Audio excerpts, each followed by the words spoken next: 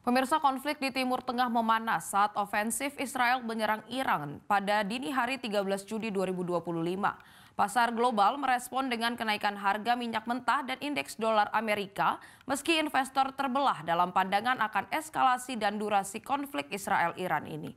Berkaca pada konflik Rusia-Ukraina pada Februari 2022, konflik Israel-Hamas pada 2023, pemerintah Indonesia bersiap mengantisipasi dampak dari operasi Rising Lion Israel ke Iran ini.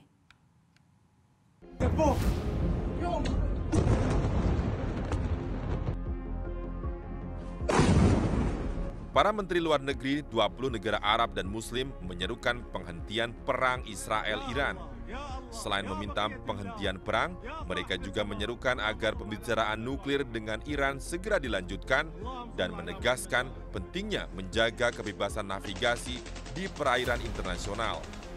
Seruan negara-negara tersebut sebagai ekspresi kekhawatiran akan dampak gejolak politik dan ekonomi dunia akibat saling hantam antara Iran dan Israel tak kunjung reda dan bahkan sebaliknya eskalasi terus meningkat.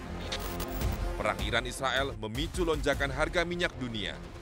Iran merupakan produsen dan eksportir minyak terbesar di dunia.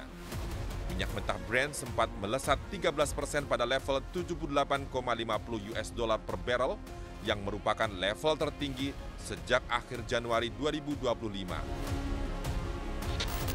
JP Morgan memperkirakan harga minyak bisa tembus hingga 130 US dollar per barrel jika Iran menutup Selat Hormuz.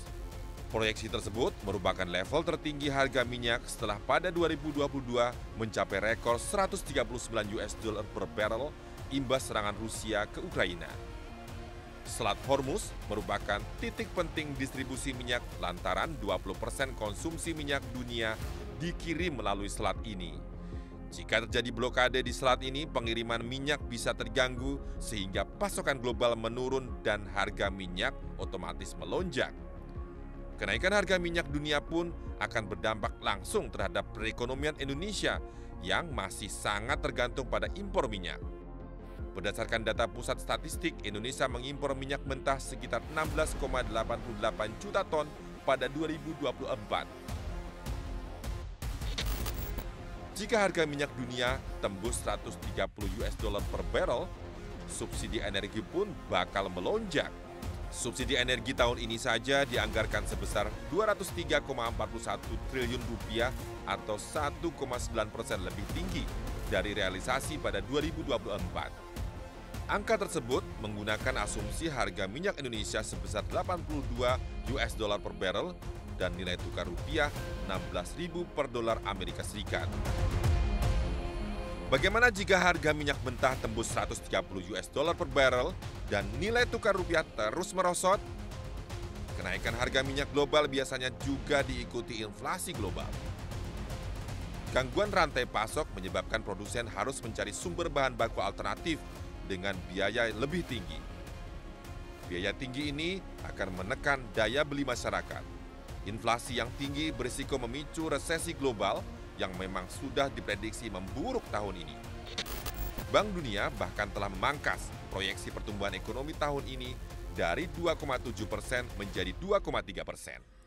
Resesi bakal menyebabkan perdagangan internasional melemah serta permintaan ekspor antar negara menurun, termasuk produk dari Indonesia. Risiko geopolitik juga mengancam investasi asing, termasuk Indonesia. Investor cenderung memilih aset yang lebih aman seperti emas dan dolar Amerika Serikat. Kondisi ini tentu saja berisiko melemahkan nilai tukar rupiah. Jika kurs rupiah tembus 17.000 per dolar AS, beban subsidi energi dipastikan melambung tinggi. Lantas, bagaimana respons pemerintah Indonesia menghadapi akumulasi ancaman ini? Yang perang mereka, krisisnya di kita.